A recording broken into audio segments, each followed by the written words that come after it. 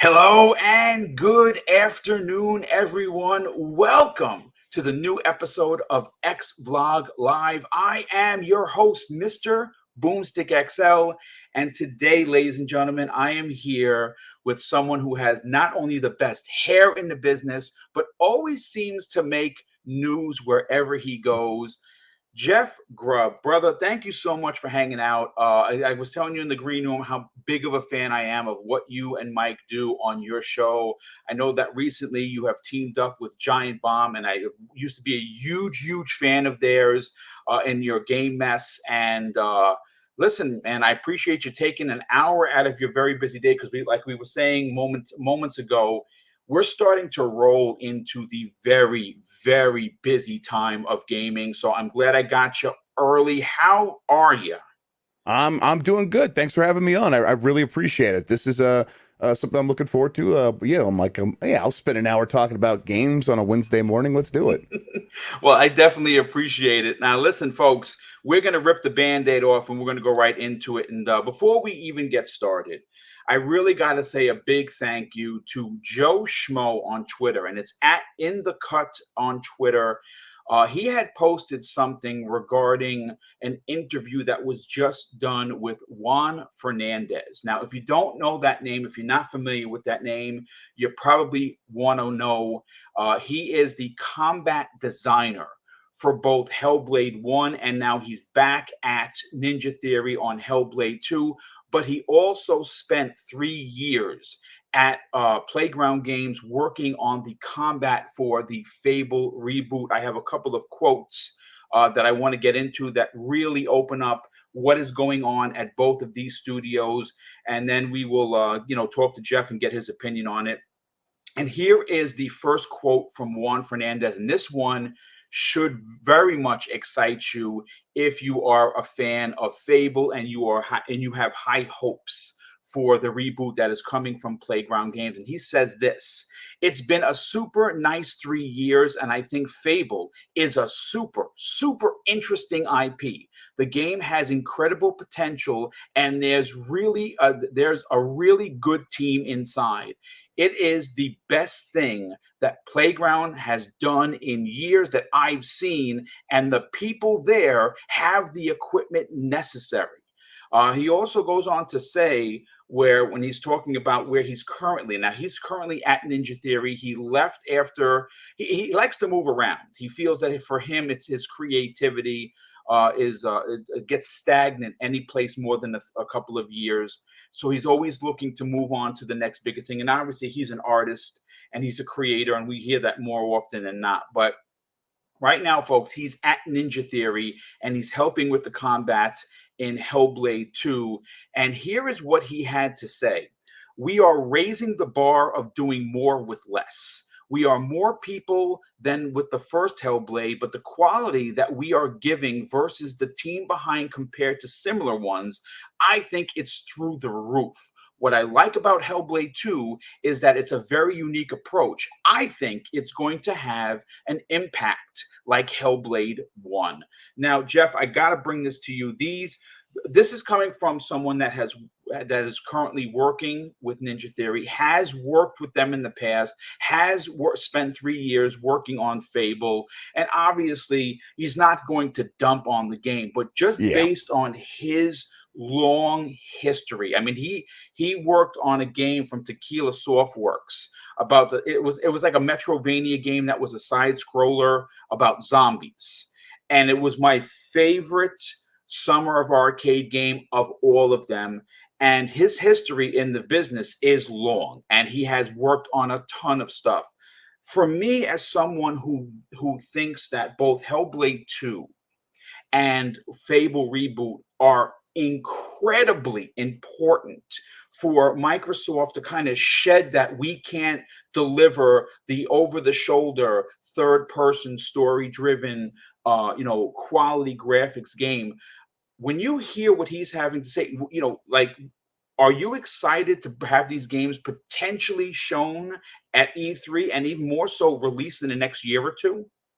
Yeah, definitely. I mean, you said it. He's working on the game. He's not gonna downplay them, and he's gonna sort of maybe overstate the quality, but for the most part, when you talk to someone who's working on a game, what do you want to hear? You want to hear that they're excited. You want to hear that they are they are being creatively challenged, and that they are finding ways to express themselves in new and exciting ways. And that's all that I hear from this. This is like, oh yeah, we are taking this on, and it's a challenge, and we're doing more with less. I love those kinds of things. That's exactly what I want to hear from people working on their games. I don't want to hear that we are following a formula and we're just doing the thing we did last time. I think, for the most part, most studios are all looking to do this exact thing. But when people are able to come out and say that, it's real nice. And of course, it's video games, so they are never allowed to speak in specifics. We always get vagaries, but still, I mean, honestly, people talking about the games they're working on is so rare these days,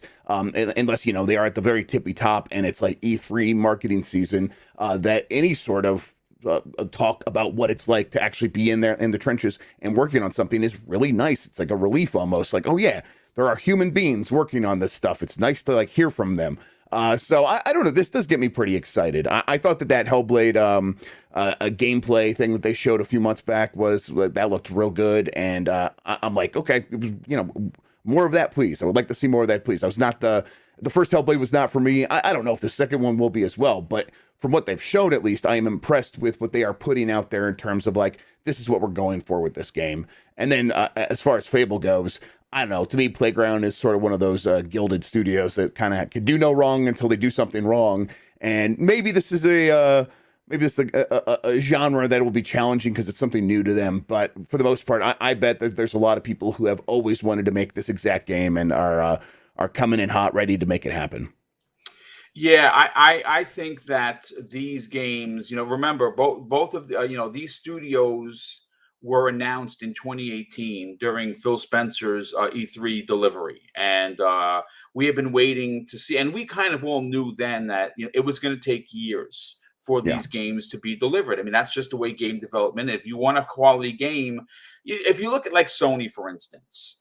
Sony takes 5 to 6 years to deliver their titles, but when they deliver them, for the most part, they are flawless pieces of artwork. And then the sequels take like 4 years, right? Like we're getting established with a lot of these studios and stuff, so it makes sense, yeah. So for me, looking at their pedigree, because that's certainly important. Hellblade 1 was made with, I believe, 16 or 20 people, and that game, again, not for everyone. I think the combat was very similar in its nature. A lot of the puzzles were very difficult. Like a lot of times I had to actually ask my wife to come in from look at a third eye and and say, hey, listen, can you see the puzzle? Because I don't see it. So I having this fight coordinator come in and return to the studio, and he has these high marks to say about the combat and the quality. I love that we're doing more with less. I think that is incredibly important to the conversation because, that team just knows how to pull out quality with not having, 300 people working on the game. I think that's incredibly important. So, what I want to ask you, Jeff, is, from a fan's perspective, but more so from a journalistic perspective, how important do you find these two games are to Xbox Game Studios? Yeah, I that they are they're important. I mean, I think everything that they're putting out is important because Microsoft is still in that statement mode where they are trying to define their voice. They're trying to define the voice of Game Pass for sure. And even when it's like so to that end, every game is important. And I don't mean just like every game that's coming to Xbox Game Pass or even Xbox. Like when you put out Ghostwire Tokyo on PlayStation 5, I am totally holding Microsoft responsible for the quality of that game. And it comes in, it's like, okay, we're in the 70 Metacritic. I think that's a miss. And I think that's something that, they clearly delayed it, tried to get it up as good as possible. And they didn't quite get over the finish line. And so it's like, I think to me, every game that they put out, no matter what the circumstances, matters. Now, when you are talking about games, though, that have had previous successes or from studios that have had games that people consider their game of the year. So, Fable's case, we got Playground games with Forza Horizon 5 that people love, they truly love, and then you have Hellblade 1, which is also a game a lot of people really loved, and now they're building the sequel, and it's like, okay, we want to see growth, we want to see things get bigger, and not just because we're gamers and we're demanding, which we are absolutely, but because it is sort of the implicit promise of what Microsoft is saying here. We are going out, getting these studios, and we're going to use our money and make them bigger and badder than ever. And we haven't fully realized that yet, but we are on that trajectory, and we do see it happen. Deathloop, a game that also got delayed, and also Microsoft paid for that delay and provided the mentorship to make sure it got across the finish line. And, a game that a lot of people did consider their game of the year. And Microsoft had a lot of examples of like that last year. But we want to keep seeing it happen. And so when you talk about games like this and you start getting people excited and people who are working on the game are talking about it in glowing terms, people begin putting their faith in, like, hey, I spent $500, $300 to $500 on a new gen console from you, Microsoft, because of these promises.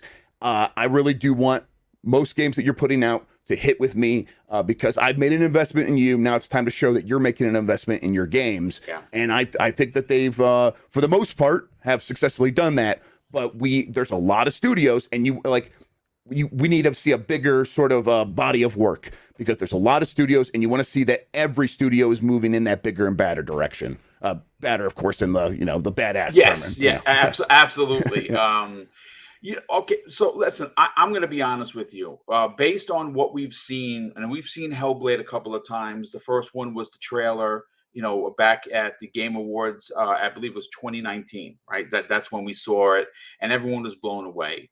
Then, of course, this past Game Awards, we got the official trailer, which we saw on the opening of the show, which was about 14 and a half minutes. That's a huge piece. That's a huge drop for the Game Awards, specifically because, well, Jeff Keighley does, listen, you love him, like him, or you're indifferent. You can't argue how important the Game Awards are and have become to the industry. He has become the standard in award shows, and people are trying to, including Microsoft and Sony, trying to replicate that, because even though they do shows in their own right, the pace is always on point and has been in the last couple of years, specifically during a COVID era. I don't even know how he was able to pull that off, Jeff, to be honest with you. But I want to talk about Fable, because one of the things that we have heard recently, and I'm talking about recently this week, is that the game is moving along, but it's not moving as fast as they wanted to, because of some of the difficulties that come with doing an open world game. That Playground Games was not familiar with. Now they have familiarity with Horizon. Horizon's an open world game, but it's cars, right? Right. They have hired people from Sony Santa Monica, people that worked on The Last of Us have joined the studio. People that worked on and Ubisoft with Splinter Cell and that open world aspect have joined the team. They've hired recently some ex-Lionhead developers to join the fray. We're constantly seeing, hey, I just started my first day at Playground. I saw 3 today, as a matter of fact. So they are on a hiring spree. For you, I understand Hellblade is important. Ninja Theory is one of my favorites. I think them, Obsidian, and Playground are probably the 3 ones that jump off the page for me. And it just so happened that they were all purchased at the same time, which is bonkers. I got to talk about Fable, because this is a game, this is a series, this is a franchise that has a trilogy under its belt that is beloved by many. And knowing that Microsoft went into the bag and brought back old IPs, and I've been a big proponent of that, Jeff. I've been saying that they need to do what Sony does and celebrate their IPs that they have on the back end. And Fable is one of them. We know it's coming. Do you have any concerns? Because, like I said, Juan actually said that what they're doing over there is next level, and it's the best work they've ever done. To me, that gets me excited. Do you have any concerns for Fable? Yeah, and they're the concerns that I think when you look around the industry, they're the kinds of concerns that should occur to most people when you are looking at again, the trajectory of like where games are going, especially open world games. I think that the obvious example, and it's going to come up all the time, everybody, I'm sorry, just like Breath of the Wild, Elden Ring is a game that it took a really long time, and it obviously was a lot of effort. And I think that it was also sort of an inevitable game where a developer of that scale and that talent sits down to make an open world game. They're like, what can we do to set ourselves apart? Well, we could do more of everything. It's a bigger world. There are more enemy varieties. Everything feels bespoke. We could just do so much. Like, people are going to be expecting that. We got, Skyrim was 10 years ago. We at least got to be at that threshold, right? And then it's like Breath of the Wild is already 5 years ago now. And Breath of the Wild kind of did it in a different angle where they're like, okay, we're going to introduce a physics system that is very sort of malleable in its ability to let you interact with the world. And in some ways, it's like one of the most realistic games ever made, because you see a tree and knock it down, turn it into a bridge, and then start a fire, and it spreads and all this stuff. It's like, so that's 5 and 10 years ago for Zelda and for Skyrim. To be sort of coming out 5 years later, at least, from the latest of those games, you need to be doing stuff at least at that level, and then now you need to be moving it forward. And that is it's a tall order. There is a lot of thinking and consideration and time and money and talent that needs to go into that. And that is, it's a tough thing. It's the kind of thing where it's like, when you set out to make a game like that, I would consider it very daunting. Now, Elden Ring was up to the challenge, in my opinion. Yeah. And I think that Fable can be as well, but it can be. Like, it could also miss the mark if people are like, well, we need to just get a product out at a certain point. You can't think about it that way. You really can't. You have, if you are making a big open world game, by the time Fable comes out, you cannot just be putting out any old map game that feels like any old, Assassin's Creed or Far Cry or anything like that. You have got to be pushing the genre forward at this point, because everyone is more than well versed in this genre. Everyone understands how it works, and if any of it feels formulaic, it will come back and bite them in the ass. And I think that they fully realize that. And I think that they are going to try to meet the challenge and rise to it and go beyond.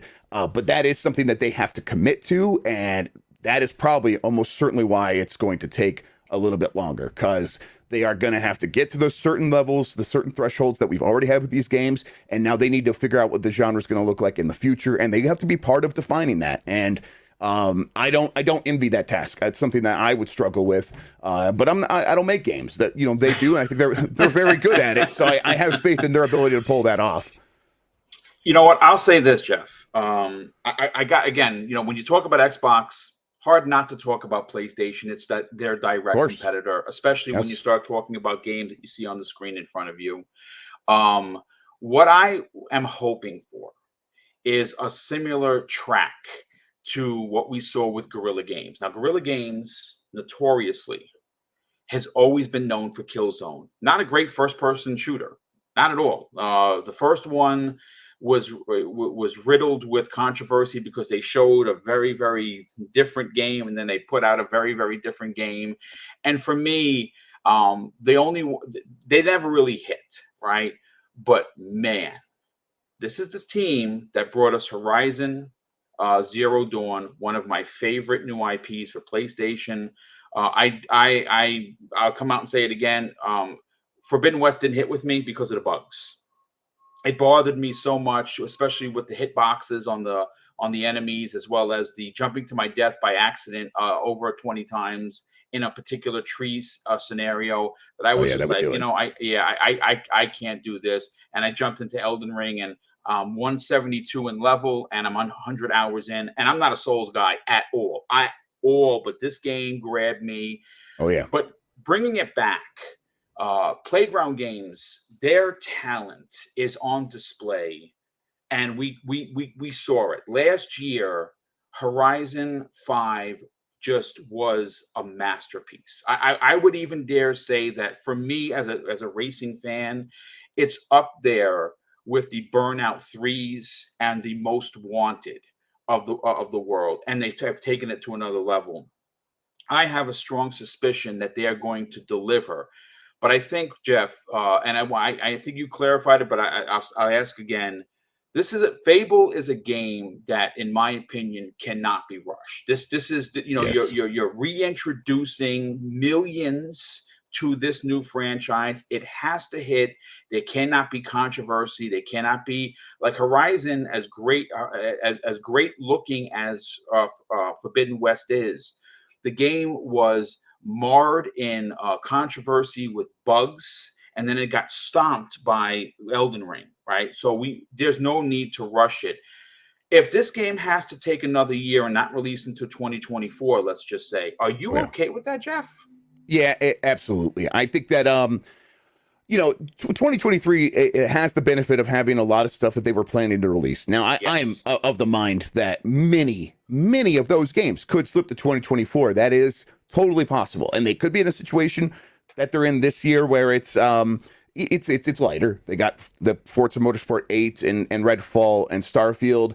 Games that all those games I'm looking forward to for one reason or another. But that's like, it's kind of the big, top tier part of that and list. And then also, I mean, considered an old game to some, but yeah, no, absolutely. And people should not discount that when it's new to you, it's new to you. I'm 100% on board with that. But when it comes to new games that they are putting out this year, it's a shorter list. Now, I'm not too worried about that. I think there's going to be plenty to play. I think they're going to make a lot of moves with Game Pass as well. And they're going to, and they bought Activision. Like they know how to keep people feeling good about spending that $500 on the box we talk about. Now, when we get to 2023, I do believe that they should be able to get into the thing people talk about is like one game per quarter. The way 2023 was shaping up sort of internally, if everything would have worked out with like roses and sunshine, it would have been like one game every 2 months. So they have room to spare where they're like, okay, if this game needs more time, that is more important because every game we put out is still part of this statement. Every game we put out is still part of telling the story of why people should feel good about getting an Xbox or getting an Xbox Game Pass, which for now is the same thing because the number one way people are getting into Game Pass is through getting an Xbox. So you have to like that story, that narrative is so crucial to get right, to make people feel good. It's so easy to play to people's anxieties when one game comes out and it misses the mark. So you want to make sure you get everything right. And I think that Fable is a crucial one, right? It is coming from a studio that has primarily done one thing, and you want to show everybody that not only can they transition, that they are the crown jewel that everyone claims they are for Microsoft in terms of a studio. They can be like the Insomniac to Sony as this is to Microsoft.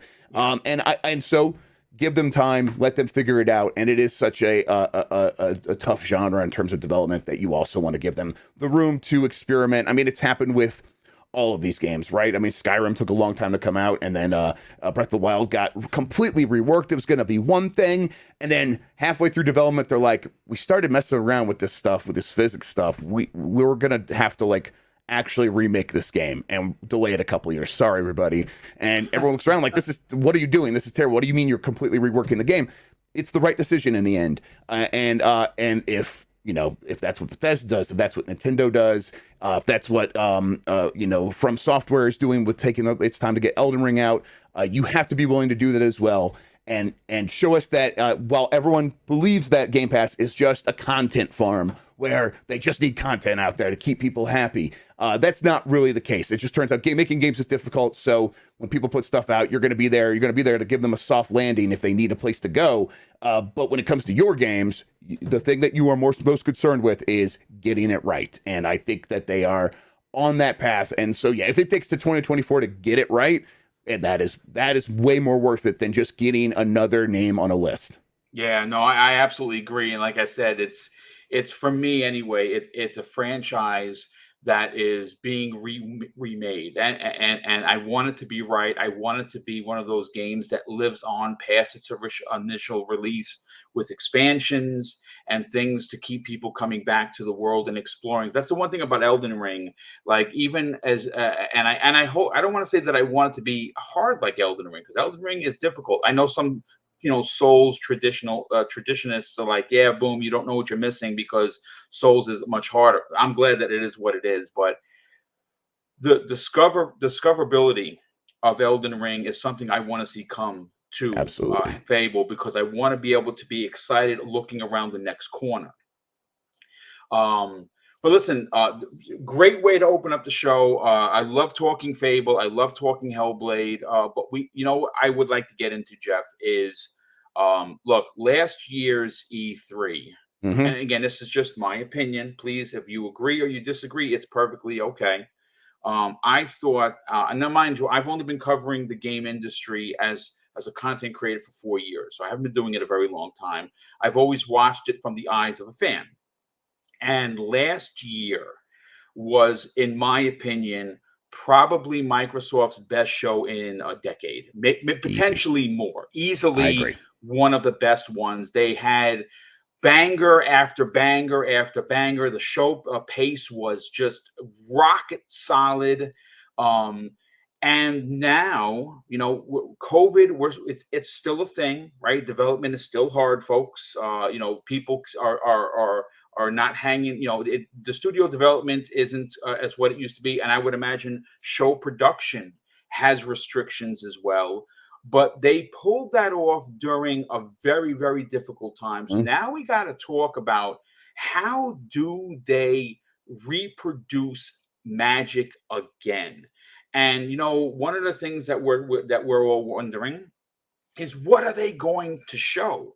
I mean, we would like to believe Avowed might get some time on the screen. State of Decay 3, which I used for the thumbnail here. I'm very excited. For me, I really want it to be bigger and badder. I just wanted to have a single player campaign. I get a lot of boos for that, Jeff. People boo me all the time. Hey, it's a multiplayer game. Don't put your peanut butter in my chocolate. I kind of like peanut butter and chocolate together. So I'm asking for a single player campaign. But we do know that Phil, Sarah Bond, Aaron Greenberg, even Matt Booty, who doesn't really get enough time, out in the open for everyone to listen to, have said that we have a ton of unannounced stuff. We know that there's stuff they're working on. Jeff, what do they have to do to recreate magic? And what could we expect from the big show? Because it is going to be their big show. I mean, E3 is dead, right? Like the actual ESRB, E3 stuff is just no more. So it's going to be the Microsoft or the Xbox Bethesda showcase.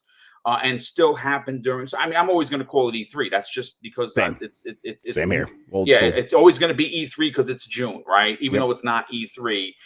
I'm interested to get your opinion on that. I mean, what do you expect Microsoft to bring to the table? Yeah, I'll start with I agree with you about last year's showcase. I'm not like, this is not me bragging, tooting my own horn, but I knew everything that was going to be in the show. I knew awesome. I had the full rundown, and I chose not to share it. And if people want to go check the receipts, no, you're just making that up. I told you what wouldn't be in the show, so I wouldn't ruin it, everybody. So go look at that tweet. I just told you what wouldn't be there, so you wouldn't get your hopes up. So when I said Avowed wouldn't be there and also all this other stuff, that's what I was doing.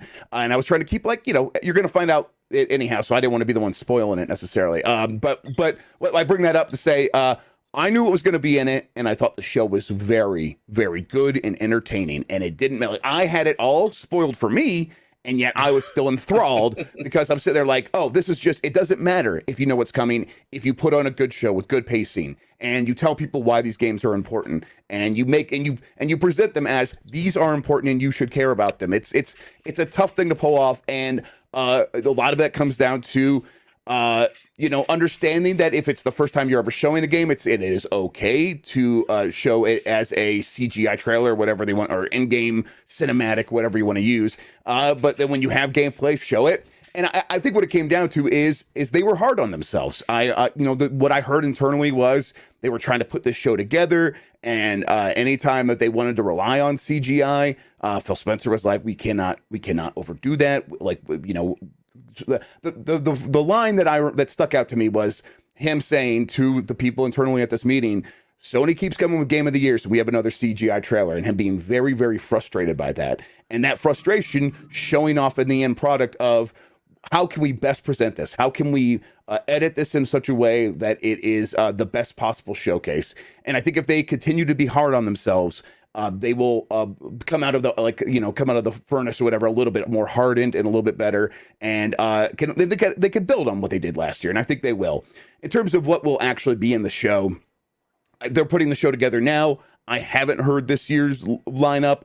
So guessing, obviously it's going to be a lot of Starfield. Absolutely. Yeah. I have heard that the show is going to be in June. But I guess people were like, oh yeah, does that mean it's going to be Bethesda and Xbox? I'm like, oh yeah, I guess they could split it off again. But I think last year the reason that Bethesda became part of the Xbox showcase is Bethesda's like, we don't want to be in a situation where we have to like show off our games early. Can we just be part of the Xbox showcase so we can just bring the couple of games that are ready to show? And to me, that's the kind of thing that's going to be a concern every year. If you don't have to carry your own show, why would you? Why would you put yourself in that situation where you have to do all this extra work to put something together? And the Xbox showcase was a major success last year, so I don't think they're going to mess with that formula too much. But I know for sure Xbox is planning something for June.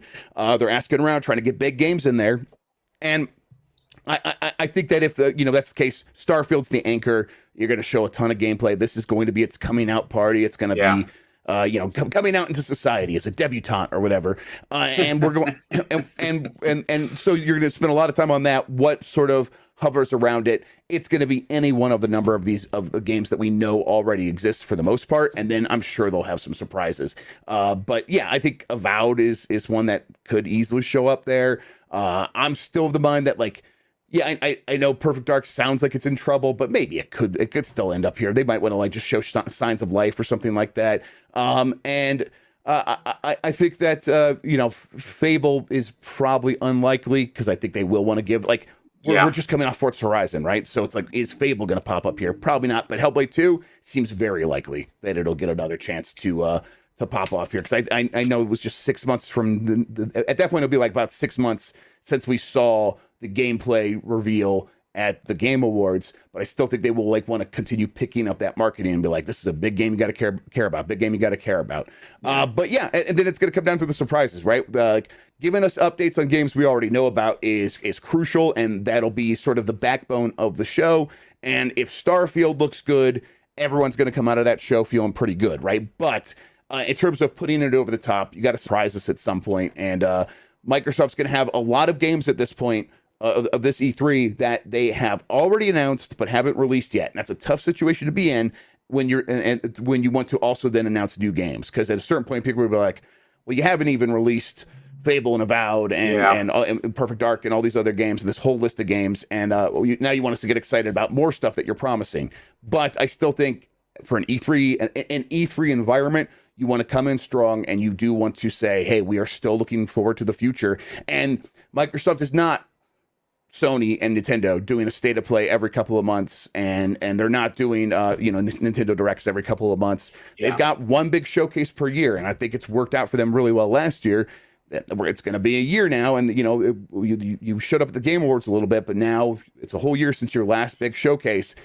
We kind of have been waiting, and you need to come with the whole package and just come with everything. And I think they will. I think they know. I think it took them a long time to learn the lessons to put together a good E3 showcase.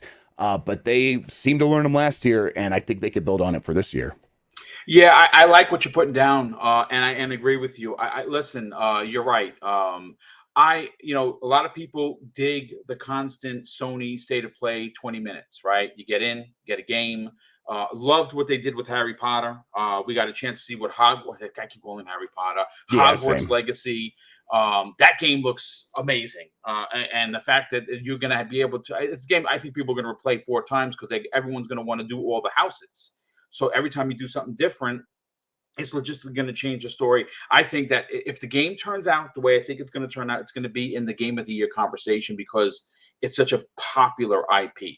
I love that you're talking about that, because they only have this one big show that they must deliver. I think a lot of people don't know this about Phil Spencer, and I don't know why you wouldn't if you're a fan of him. He takes this stuff extremely serious, Jeff. He does. He really gets upset when things don't hit. He feels really bad when the people are saying negative things, specifically of, another CG trailer. Yes, he Wonderful. very much takes that to heart. He takes does. it to heart and now, and because he's a a gamer like us. He's literally one of us, except he makes a lot more money than us because he's running Microsoft. Speak for yourself. I'm a games journalist in an ivory tower. Please. I love it. There are two games that a lot of people in the chat are asking for. Yes. And one of which is this fantasy horror game by Compulsion. And if you remember, Jeff, a couple of years ago, Phil Spencer was interviewed and he was specifically asked, what one game that you haven't shown off are you the most excited for? And he said, can I pick two? And the second one was Perfect Dark, which we've seen, right? We've seen a trailer, and obviously, I have complete faith in Crystal Dynamics. I think they are going to really do something special, and the leadership there. I know there's a lot of people that are upset that all these people left, and it was a bit of a black eye. But to take nothing away from the leadership that's still there, that has worked at Crystal Dynamics, it's going to be something special, even if it takes some time to come out. Take as much time as you want. But this first game that he mentioned was Compulsion's game. Yeah. And this is a game because originally it was touted as being a BioShock meets Uncharted. And then we heard that it has a fantasy overlay. Listen, I know a lot of people didn't dig We Happy Few, but this is coming from an indie studio. They had no funding. They were limited to what they could do. Now with the full backing of Microsoft being first party, I'm expecting big. Do we see Compulsion Games have their coming out parties? Hey, this is what we've been working on at this year's E3. Yeah, I think it's time. It's that is one of the games that in 2021 was part of the internal tracking for coming out in 2023 that I heard about. So I think that it's probably time. And it's the kind of thing where you come out, announce it. It should probably still be mostly a surprise at that point. And then you should, if it's as good as Phil Spencer is promising, it should be a very a positive thing to add to their sort of their presentation. If it gets its first trailer, it probably will still be a CGI trailer, almost certainly. But that's also fine. I think when you are first announcing a game, that's fine. But yes, that the timing for that should be this E3 to maybe the Game Awards is when we should first hear about that for sure. So if it's not at E3, I would expect to hear about it before the end of the year. But yeah, it's one of those games that I think is slowly coming on pretty quickly. And the timing on that is it's been a few years since we've heard anything from Compulsion. It is one of those studios that has flown under sort of, it's been in stealth mode, while a lot of other stuff that we know what these other studios are working on, it's been announced in some cases way too early. They've been able to avoid that here, but now might be the time to shoot. Now, again, this is assuming that they do want to have like that full breadth of an E3 showcase, which I think they probably do. But they also this year they still do have Redfall, which probably won't be out by the time June comes, it feels like. And then Starfield is going to be a massive thing, and so they're going to spend a lot of time trying to sell these games that are coming out for sure this year. And they haven't talked a lot about either of them yet, and so there's going to be a lot of time dedicated to that stuff. And if they don't feel like they have to show something and it's not ready, they won't.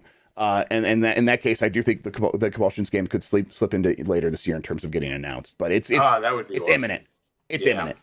Now, the other game I want to talk about is what I said in the opening, and that's State of Decay 3. Now, we know that they're using Unreal Engine 5, which is amazing. The CG trailer that I saw surprised me. The female protagonist that was, walking through the woods, and they did a lot of close-ups on it, looked amazing. And I understand it's CG, but for me, now seeing that the animals are affected really changes the gameplay. Because, you could be walking through and you get attacked by a zombie bear. That frightens the hell out of me more so than the big fat guy running around that throws up on you. You know what I'm saying? Because Absolutely. a bear is quick and it will kill you. This is another studio. These two it's crazy how we're coming around in a full circle, Jeff. All the studios we talked about today were announced in 2018, which is at E3. And I think for me, when I talk about Xbox and where I feel there's a turning point for the entire package, it's that E3. Pre Yes. E3 2018, very different Microsoft. Post E3, holy cow! This is the same people. Are you kidding me? And this is we knew that we saw that turn because that's when Phil got the promotion that he now has shed that skin and now he's now the head of Microsoft Gaming. But Yep. we saw the turn. State of Decay 3 has been in development for quite some time. They've done some big hiring sprees. We've seen a lot of stuff on LinkedIn. How likely are we to see this game that's maybe not CG, that we may get some gameplay? I mean, it was announced that they bought them in 2018. We knew that they had just finished 2, and they were potentially, doing some work on the the DLC for that game. But must have been working on this game 3-4 years, Jeff. Yeah, they have, but this is a studio that has also had some of those big exits, and this is not like exactly what's happening with the Initiative and Perfect Dark. It was the founder of the studio who was whose name I can't remember at the moment, but he basically the creative sort of light of that studio.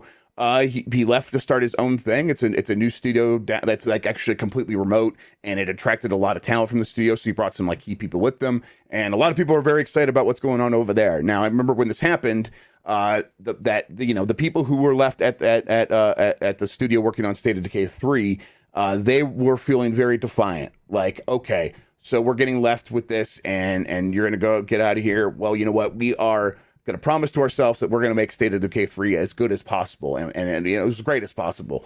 And so I was very like encouraged by that. Like, oh, these people aren't going to like just take it lying down. They're going to go back in the studio, try to hire back up and get to work on this thing. That said, hiring back up even at that time was very difficult, very hard to come by talent. So I wouldn't be surprised if that introduced a hiccup. In a lot of cases, a lot of times, key people leave. Things mostly continue pretty smoothly, but these people were at the very tippy top of the creative decision-making process, and then at the same time, the hiring situation was really tough. So I wouldn't be surprised if that threw just a little bit of a wrench in the works and caused things to get delayed a little bit. So there's maybe a good chance we won't hear about it at E3, and then also maybe I could be completely wrong. Maybe it's ready to show. Maybe that's why people felt good about leaving, because it was in a good state. That's not what I necessarily heard, but I didn't hear that it was like years away either. So I think that there's a possibility it could show up. I think if it does, I think it's going to try to make a strong statement because they want to assure fans that it's in a good state and that it's in good hands now. But yeah, I don't know for sure if it'll show up here. I mean, listen, when you have a studio head leave, it's always difficult, right? Someone in the ranks is going to step up and take over that leadership position. And as a leader, you have these people you depend on to be your representative when they're not there. So I'm sure that they were able to pivot and put someone that not only is as passionate as the former head was, but knew exactly the direction that they wanted to go in. What are your personal takes on the game necessarily needing a single player campaign? Kind of like maybe the Sony game Days Gone. Like, I know Days Gone is very different. I don't want a Days Gone a game. What I want is it to celebrate its multiplayer, but also potentially offer something new. Maybe a single player campaign that is, gives people an introduction into the world, into the game, into the mechanics, and tell the story of this female protagonist that they showed as a CG trailer a couple of years ago. Yeah, I think that it's a good idea overall because yes, it is a game that people are supposed to play together, but there's a lot of elements to State of Decay that is about sort of emergent storytelling and having characters that come out of nowhere and sort of being like this zombie sandbox sort of thing.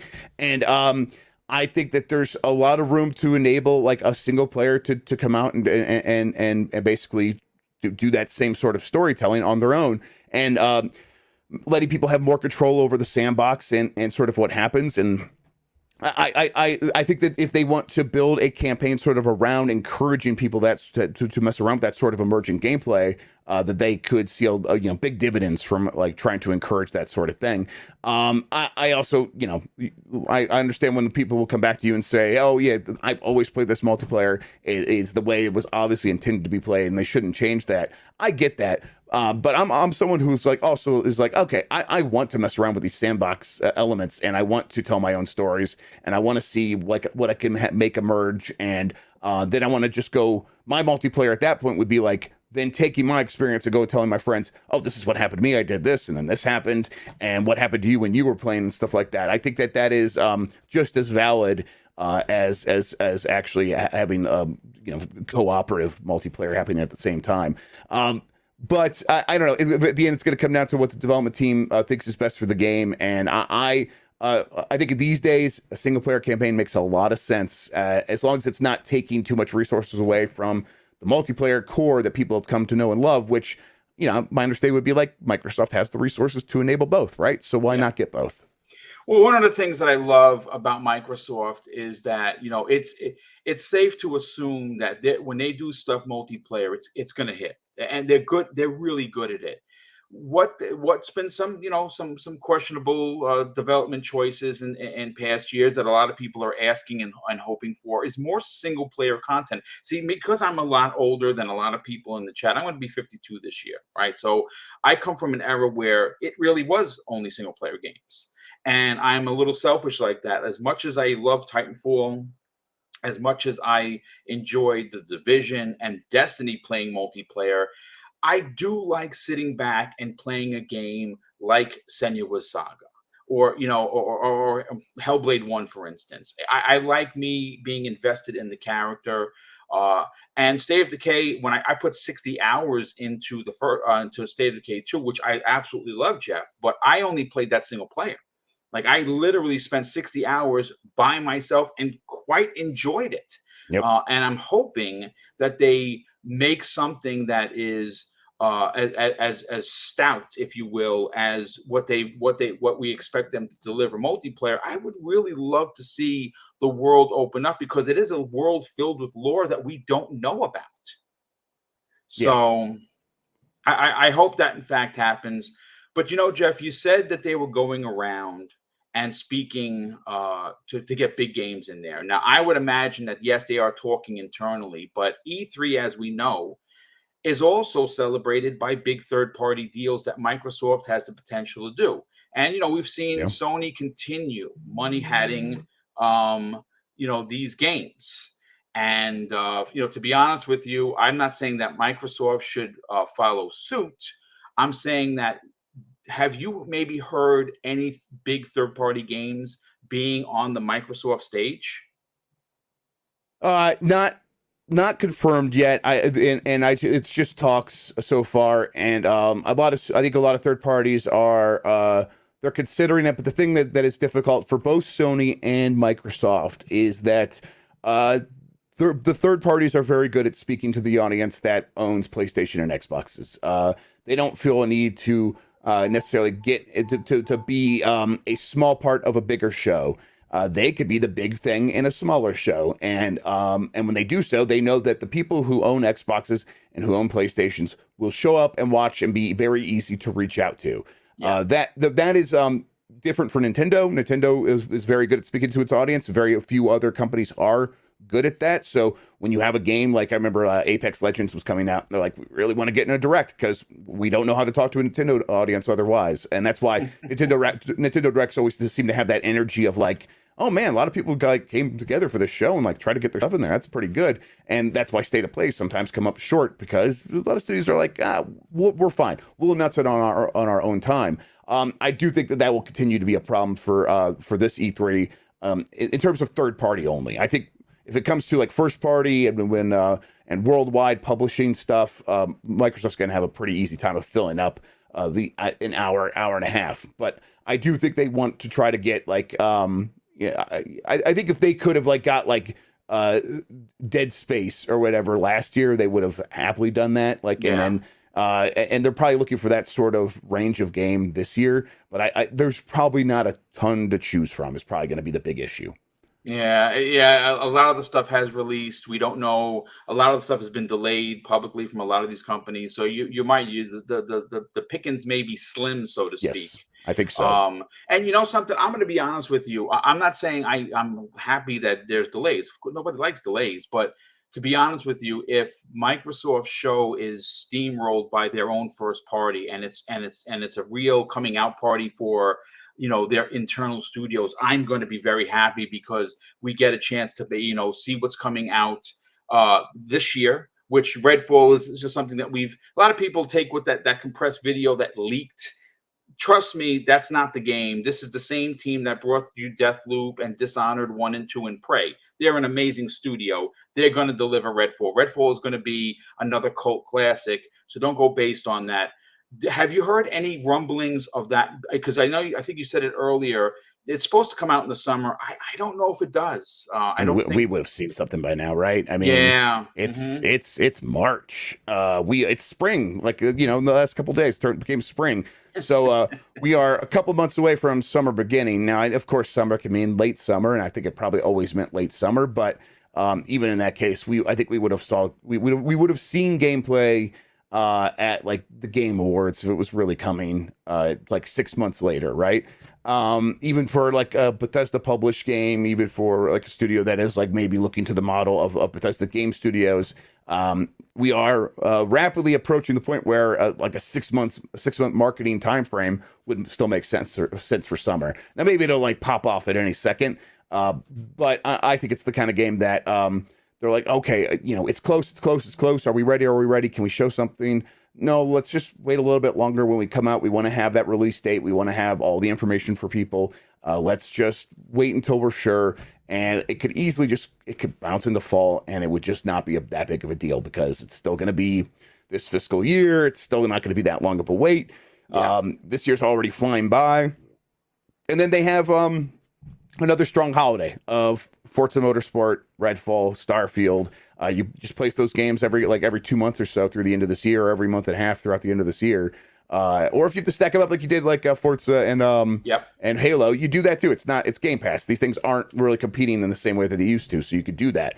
I think that easily could happen. I would love to have Redfall sooner rather than later, but also we've seen it repeatedly now. Microsoft gives them the time and the money they need to get over the hump at the end. And one thing, people have ever watched that God of War documentary, one thing that became clear is games don't really get over the hump until those last few weeks. Games don't really congeal and come together into something that is considered for Game of the Year until those last few weeks. And people are like, man, what are they? They're like, are we really doing the right thing? This doesn't feel right. Things haven't come together, and you really need to have everything. You need to have all the voice acting, all the sound effects working correctly, all of that game feel to get super finely tuned, and taking extra time to get that stuff right can really make a difference. It can really push stuff over the edge, and I think that they are probably eyeing that pretty hard with like what is the timeline for that going to be for Redfall. I think it's one thing when it's Starfield, and I think they knew like let's give it like a whole year of fine tuning and making sure that we are squashing as many bugs as we possibly can, so we can avoid a Fallout 76 situation as hard as we possibly can. I do believe that's kind of where they've been with Starfield, of just like finely tuning it as long as possible. But Redfall, it's like, oh yeah, this is a game from Arcane, they should be good. But if it's a B right now, and you want as many of your games as possible to be A's, A pluses, you easily just give it an extra 3 months, an extra 6 months in some cases, and okay, the game comes out in December. It hits Game Pass. That doesn't matter so much. It's fine. You can release it in December. It'll be fine. So we'll see. I mean, I know, again, like not like to say the sky is falling, but we would have seen gameplay by now if it was coming out in like early summer. So yeah, it's just way too late for that. Some people are asking what are in the chat. First of all, I want to thank we have almost 400 people here, which is thanks for watching, everybody. Huge. So thank you, everyone. I normally what I like to do is say hello individually in the chat because it's one-on-one and because I have to show run and also present the questions. I can't do it, so I apologize. A couple of super chats that I will talk about on Friday mornings, breakfast at Boom. I do have one final question, Jeff, before we get you out of here. Now, if anyone that's new to the channel, I ask that you please consider subscribing. if you are a fan, and I hate to say that because I'm almost embarrassed of fans, just if you support the channel by the views, you're going to probably be yawning right now. But I have to ask you, Jeff, my heart has been throbbing to hear anything about whether or not Microsoft is going to bring back both Killer Instinct and Banjo Kazooie. Now, Banjo Kazooie for me, I'm a platform guy. I know a lot of people did not dig Super Lucky's Tale. I beat both versions. I loved it. I still go back and play Banjo Kazooie, and it doesn't really look good. I started playing 3 again. Not 3. Nuts and Bolts. Not a great game, but I like it a lot. But I understand why, if you are a platform lover at heart, it's not exactly your jam. I get that. Yeah. So listen, Phil knows. If anything, with Phil Spencer, he understands and both appreciates gaming from where it came from. His respect for where gaming was at one point and where it is and where it is eventually going to be is something that really makes me excited and to be a fan of Phil Spencer. What are the chances one or both of these games show up as a surprise at E3? Like, we've heard some rumblings. I know, obviously you're a good friend of Special Nick and John over at the Xbox Era. Yes. And Nick had heard there's been some rumblings about who is going to do it. We obviously NetherRealm Studios would be my choice. And we know Ed Boon has. I mean, that guy tweets about Killer Instinct like he literally owns the IP. It's crazy how much he talks about it, and we don't know if that's happening. We've heard Bandai Namco and Bandai, obviously, with Tekken and Soul Calibur, not Smash Brothers, which they're done with. Yes, which they're done with the Smash Brothers. Not a bad studio to be making your next Killer Instinct. But Banjo Kazooie, listen, I know that Phil has talked about it publicly, where they need the right team. Yes, that's to make the right game. Toys for Bob is a part of this Activision deal. They're not owned yet. That's looking more likely that the deal is going to go through, even though they asked for a second look. And folks, give you the heads up. Hogue Law is going to be joining us for the first 30 minutes of Breakfast with Boom to talk about what the board is going to be doing and how they're going to be voting, which is the 28th of April, and that result of the vote is going to be on May 4th, and then what the second looks like. So don't miss the first half hour of Friday morning show if you want to hear what Hogue has to say. But Jeff, bringing it back around to these 2 IPs, man, am I ever going to get my heart unbroken? Ever is being the operative word there. I mean, I think that your heart will eventually be mended. Yes, for both of these franchises. On an infinite timeline, yes. Killer Instinct is definitely something they are interested in making happen. I remember hearing about this from Nick originally, and then separately hearing from my own source, that yes, they want to do it, and the issue is that Iron Galaxy, who would have been the obvious choice, was too busy and they couldn't do it. And obviously we know now they were working on that wrestling battle royale game that looks like a lot of fun. I haven't played it yet, but it looks like a lot of fun, I guess. So I get it. They're busy doing their own thing, and they have a deal with Epic, and they're working on that. So they were sort of left in the lurch without a studio to go to, but they are looking for a studio to go to. And I think that I really like the Bandai Namco idea. I think that's the kind of thing where, hey, you just say you've done so much work for hire work. We really like what you did with Smash Brothers. Can you sort of adapt your style to what we need for Killer Instinct? And that sort of solves the problem right there. I don't know if that's happening, but if it does happen, it is the kind of thing that I think you could maybe announce at E3 this year and have that game out in the next year and a half or something like that. Like, that wouldn't necessarily need 5 years of development. They could come up with something and start small and grow it over time, and as they did with the last Killer Instinct. As far as Banjo goes, though, the obvious problem is the one you identified. Who makes that game? Rare doesn't want to do it, and we know that, and you can't blame them. They're doing their own thing. Yes, the Rare has changed into what it is, and it's just not going to go back. And the people are like, Double Fine. Double Fine's doing its own thing as well. Yeah.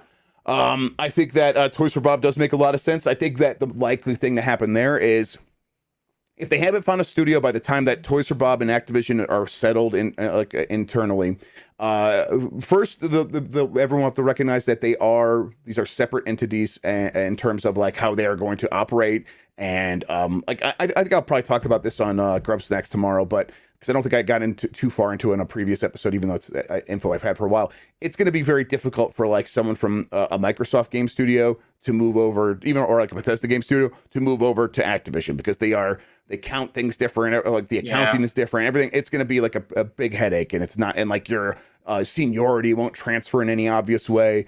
But that doesn't mean that they won't try to figure it out to like, okay, well, let's move this Microsoft longtime owned property of Banjo now over to Toys for Bob and let them do something. I think if they do that, though, the obvious first thing is a full 3D remake, similar, to what they did with Spyro and what they did with Crash. Yes. And those games sold very well. So to me, it makes a lot of sense. You do that first, and then you make a new Banjo game after that.